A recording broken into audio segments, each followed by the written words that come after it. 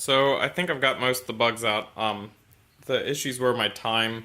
I didn't have good time, so I've timed different cycles, and I think he's ready to actually wash now. I just want to make sure that he is drained.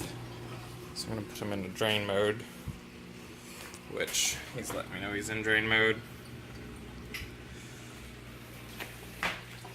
Yeah, he sounds pretty drained, so I'm going to go ahead and just cancel him. And let's wash dishes.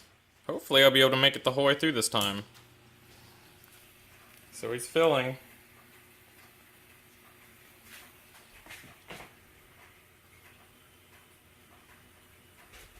This is just the serial output coming from the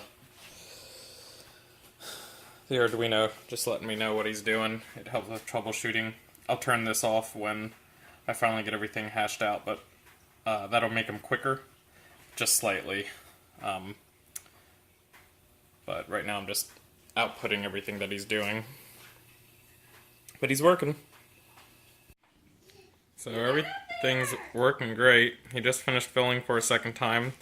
The dispenser door, yep, the dispenser door clicked open, and now he's starting to wash.